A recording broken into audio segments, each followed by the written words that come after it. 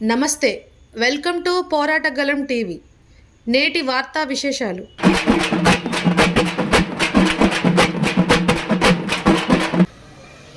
మా పేరు మలినేని భాస్కర్ అండి.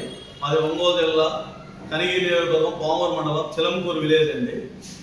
మా అబ్బాయి పేరు మలినేని కళ్యాణ్ చక్రవర్తి, మా అన్నయ్య గారి అబ్బాయి. మా అన్నయ్యకు ఒక 2 years నుంచి ఆరోగ్యరీత్యా బాగాలేదు. అందువల్ల మా కళ్యాణ్ చక్రవర్తి ఇక్కడే ఖమ్మంలో మా అన్నయ్య ఇక్కడ ఎలక్ట్రికల్ షాప్ నడుపుతూ ఉండేవాడు. ఇక్కడ మహీంద్రా షోరూమ్ దగ్గర ఒక ప్రైవేట్ సాఫ్ట్వేర్ కంపెనీలో జాబ్ చేస్తుండేవాడు.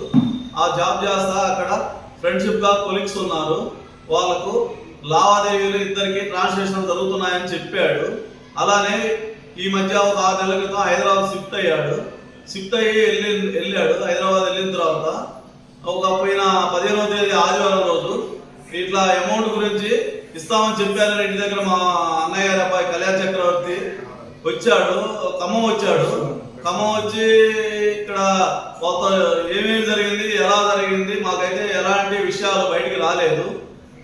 మామూలుగా నైటు 15వ తేదీ నైటు 7:15 సీఏ గారు ఫోన్ చేసి మీ కళ్యాణ్ చక్రవర్తి అనే అబ్బాయి బిల్డింగ్ మీద పడిపోయాడని మాకు 2000 సీఏ బాలకృష్ణ సీఏ గారు మా అన్నయ్య గారికి ఫోన్ చేసి తెలియపరిచారు. మా అన్నయ్య గారి అబ్బాయి కళ్యాణ్ చక్రవర్తి క్లాస్మేట్ ఒక అబ్బాయి ఫోన్ చేశాడు.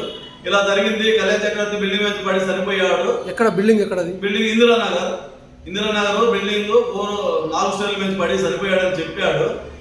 మేమైతే ఎమ్మటే స్పందించి మా అబ్బాయి ఇట్లా అమౌంట్ ఇవ్వాలని వచ్చున్నాడు, ఇక్కడ పలానా ఆఫీస్లో వాళ్ళు పనిచేసే కొలీగ్స్ అక్కడే ఇందిరానగర్లో ఇల్లు అవి ఉన్నాయి, వాళ్ళ ద్వారా ఏమైనా జరిగి ఉంటుందని మేము అప్పుడే వాళ్ళ ద్వారా సీఏ గారి ద్వారా వాళ్ళ పేర్లు కూడా చెప్పాము.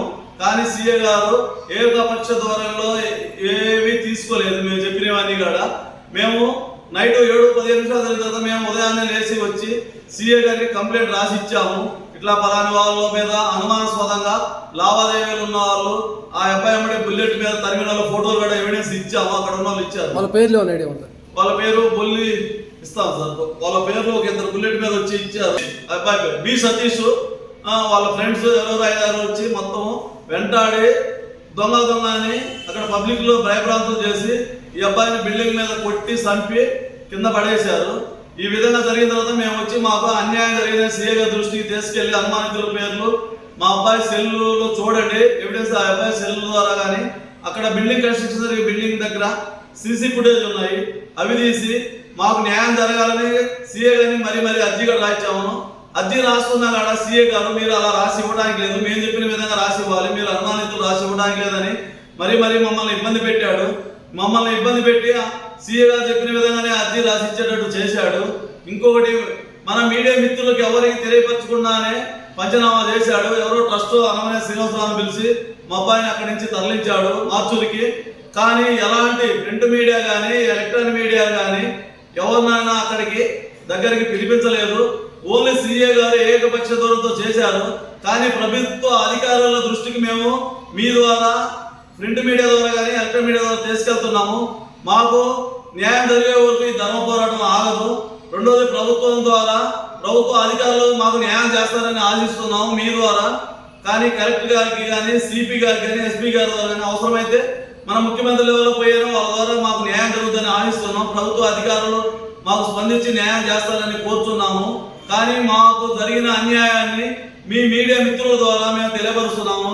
కానీ మన సీఏ గారు చేసిన ఏకపక్ష ధోరణికి మీ మీడియా ద్వారా సరే మాకు స్పందించి ఇంటరాగేట్ చేసి మాకు జరిగిన అన్యాయాన్ని మీ మీడియా ద్వారా మాకు న్యాయం చేస్తారని కోరుతున్నాము. అంటే మీరు 2000లో కంప్లైంట్ చేసిన తర్వాత ఏసీపీ గారిని కలిశారా? మేము కలవలేదు సార్. ఎప్పుడు పెట్టారు కంప్లైంట్? మేము ఆ రోజే కంప్లైంట్ పెట్టాం సార్. సోమవారం 16 కంప్లైంట్ ఇచ్చాము సార్. మేము ఈ రోజు మా అబ్బాయి అంత్యక్రియలు అవన్నీ అక్కడ మా కనిగిరి ఒంగోలు వెళ్ళాము సార్. అక్కడ కార్యక్రమాలు చూసుకొని మేము ఈ రోజు వచ్చాము. కానీ సీఏ గారిని అడిగితే మేము ఇంటరాగేట్ చేస్తాము. మీకు సీఏ గారికి మీకు ఎటువంటి వ్యక్తిగత మాకు ఎలాంటి విభేదాలు లేవు. మా అబ్బాయి గారు ఎక్కడ ఎలాంటి విభేదాలు. సీఏ గారు అట్లా వన్ సైడ్ చేయరు కదా. వన్ సైడ్ అంటే ఏకపక్ష ధోరణిలో ఎలా చేస్తున్నాడు, ఏ రాజకీయ ద్వారానో లేకుంటే ఏదైనా అమౌంట్ తీసుకొని చేస్తున్నాడో మాకైతే ఏమైతే. కానీ సీఏ గారు ఏకపక్ష ధోరణిగా మాట్లాడుతున్నాడు. మేము చెప్పిన మా మాటల దృష్టికి తీసుకోవట్లేదు. మేము చెప్పిన ఏది వింటాలేడు. నేను చెప్పిన విధంగానే మీరు వినాలి. మీరెవరు మాకు చెప్పడానికి? అంతా మేము చెప్పినట్టే వినాలి. మీరెవరు అడగడానికి? ఇప్పుడు మీరు ఏసీపీని కలవచ్చు, సిపి గారిని మేము కలవచ్చు. కలుస్తాం సార్. ఇప్పుడే కదా మీ ప్రింట్ మీడియా ద్వారా కలుస్తాం. ఈ రోజు చెప్తున్నాం కదా, మీ ఎలక్ట్రానిక్ మీడియా ద్వారా కానీ మీ ప్రింట్ మీడియా ద్వారా మేము అందరికీ తెలియపరుస్తున్నాం. ఈ రోజు నుంచి అందరితో ప్రభుత్వ అధికారులు ప్రతి ఒక్కరి దృష్టి, కలెక్టర్ గారికి వెళ్తాం, ఎస్పీ గారికి వెళ్తాం, ముఖ్యమంత్రి లెవెల్ వెళ్తాం, మంత్రుల దగ్గరికి వెళ్తాం, అందరు ప్రభుత్వ అధికారులు మొత్తం దగ్గరికి వెళ్తాం. ఈ రోజు నుంచి అందరూ ఒకే రోజు దొరకరు కదా సార్. ప్రతిరోజు ఒక దగ్గరికి వెళ్తాము. మాకు జరిగిన అన్యాయాన్ని మాకు న్యాయం జరిగే వరకు పోరాడుతూనే ఉంటాము. మీ ద్వారా కానీ మామూలు ప్రభుత్వ అధికారుల ద్వారా అయితే మేము పోరాడుతూనే ఉంటాం. కంపెనీ అన్నారు, అక్కడ పనిచేసే వాళ్ళంతా కొలిక్స్ అండి, మా అబ్బాయి కొలిక్స్. దేంట్లో? దాంట్లో ఏదో మహీంద్రా షోరూమ్ ఉంది కదా, ట్రాక్టర్ షోరూమ్ ఉంది అక్కడ. ఓకే.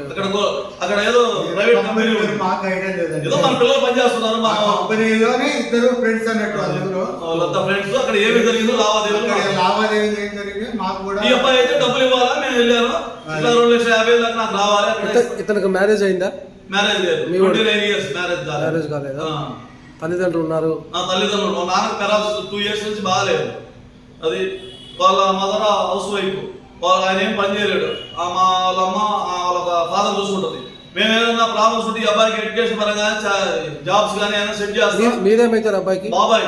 అంటే సొంత బాబాయ్. మేమందరం కలిసే ఉన్నాం. అన్నయ్య మేమందరం ఉమ్మడి కుటుంబం. మేమందరం కలిసే ఉన్నాం. మా విలేజ్ ఆస్తులు కానీ అన్ని మేమందరం కలిసి ఉమ్మడి కుటుంబంలో ఉన్నాం. మేమేమైనా డివైడ్ కాలేదు.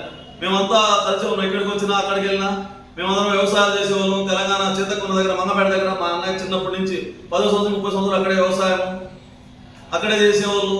అందరం ఉమ్మడి కుటుంబంగా అన్ని మేము వ్యవసాయాలు ఇక్కడ చేసుకుంటాం, బిజినెస్లే. కానీ మేము ఎలాంటి రాజకీయ మాకు ప్రత్యర్థులు ఎవరు లేరు, మాకు కక్షలు లేవు, ఎలాంటి లేవు.